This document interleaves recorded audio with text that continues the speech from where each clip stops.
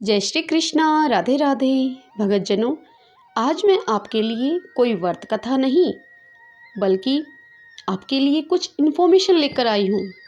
पितृपक्ष अर्थात अभी कुछ दिन के बाद ही प्रारंभ होने वाले हैं श्राद्ध। जैसा कि आप सब भी जानते हैं, आज की यह इन्फॉर्मेशन पितरों से संबंधित है।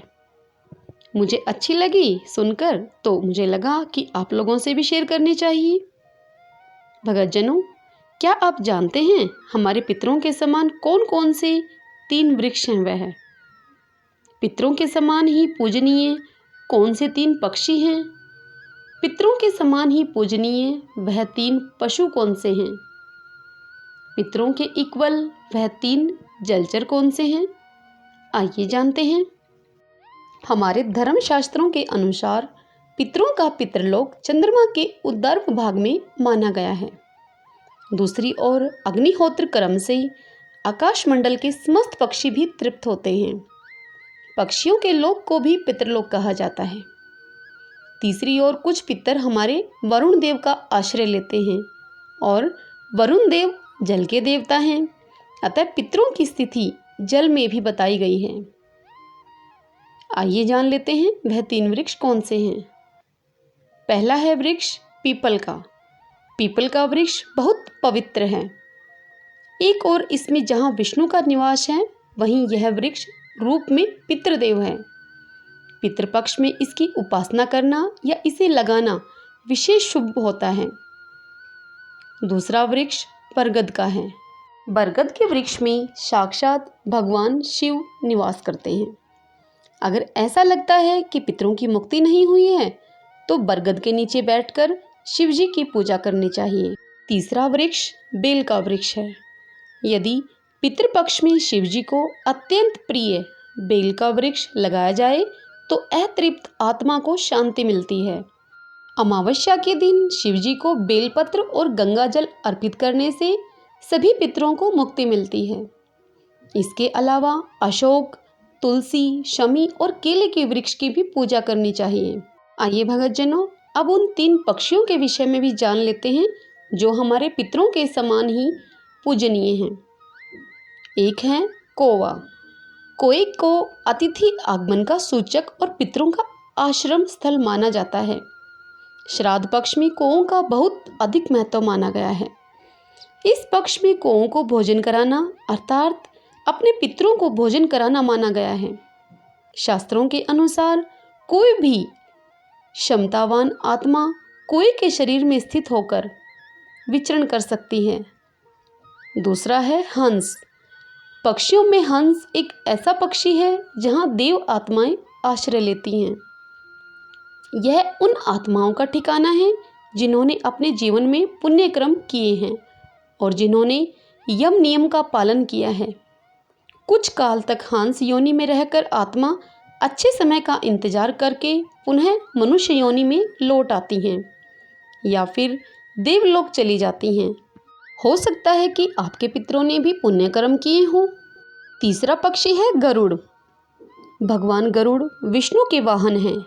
भगवान गरुड़ के नाम पर ही गरुड़ पुराण है, जिसमें श्राद्ध, कर्म, स्वर्ग, नर्क, पितरलोक आदि का उल्लेख मिलता है। पक्षियों में गरुड़ को बहुत ही पवित्र माना गया है। भगवान राम को मेघनाथ के नागपाश से मुक्ति दिलाने वाले गरुड़ का आश्रय लेते हैं। आइए भगतजनों, अब जान लेते हैं वह 3 पशु कौन से हैं जो हमारे पितरों के समान ही पूजनीय हैं। सर्वप्रथम वह पशु कुत्ता है। कुत्ते को यम का दूत माना जाता है। कहते हैं कि सूक्ष्म जगत की वस्तुएं कुत्ता देख सकता है। दरअसल कुत्ता एक ऐसा प्राणी है जो भविष्य में होने वाली घटनाओं और ईथर माध्यम अर्थात सूक्ष्म जगत की आत्माओं को देखने की क्षमता रखता है। कुत्ते को हिंदू देवता भैरव महाराज का सेवक माना जाता है। कुत्ते को भोजन देने से भैरव महाराज प्रसन्न होते हैं और हर तरह के आकस्मिक संकटों से वे भगत की रक्षा करते हैं। कुत्ते को रोटी देते रहने से पितरों की कृपा बनी रहती है। दूसरा पशु गाय है। जिस तरह गाय में सभी देवी और देवताओं का निवास है, उसी तरह गाय में सभी देवी और देवताओं का निवास बताया गया है। दरअसल मान्यता के अनुसार 84 लाख योनियों का सफर करके आत्मा अंतिम योनि के रूप में गाय बनती है। गाय लाखों योनियों का वह पड़ाव है जहां आत्मा विश्राम करके आगे की यात्रा शुरू करती है। पितरों के ही समान तुल्य तीसरा पशु हाथी है। हाथी को हिंदू धर्म में भगवान गणेश का साक्षात रूप माना गया है। यह इंद्र का वाहन भी है। हाथी को पूर्वजों का प्रतीक भी माना गया है। जिस दिन किसी हाथी की मृत्यु हो जाती है उस दिन उसका कोई भी साथी भोजन नहीं करता है। हाथियों को अपने पूर्वजों की स्मृतियां रहती हैं। अश्विन मास की पूर्णिमा के दिन गज पूजा विधि व्रत रखा जाता है। सुख समृद्धि की इच्छा रखने वाले उस दिन हाथी की पूजा करते हैं। इसके अलावा वराह, बैल और चींटियों का यहाँ उल्लेख किया जा सकता है। जो मनुष्य चींटी को आटा देते हैं और छोटी छोटी चिड़ियों को चावल देते हैं वे बैकुंठ जाते हैं। पितरों के समान ही तुल्य वह जलचर कौन से हैं, आइए जान लेते हैं। सबसे पहला जलचर वह मछली है। भगवान विष्णु ने एक बार मत्स्य का अवतार लेकर मनुष्य जाति के अस्तित्व को जल प्रलय से बचाया था। जब श्राद्ध पक्ष में चावल के लड्डू बनाए जाते हैं तो उन्हें जल में विसर्जित कर दिया जाता है। दूसरा जलचर कछुआ है। भगवान विष्णु ने कछुए का अवतार लेकर ही देव और असुरों के लिए मंदराचल पर्वत को अपनी पीठ पर स्थापित किया था। हिंदू धर्म में कछुआ बहुत ही पवित्र उभयचर जंतु है जो जल की सभी गतिविधियों को जानता है। तीसरा वह जलचर नाग है। भारतीय संस्कृति में नाग की पूजा इसलिए की जाती है क्योंकि वह एक रहस्यमय जंतु है।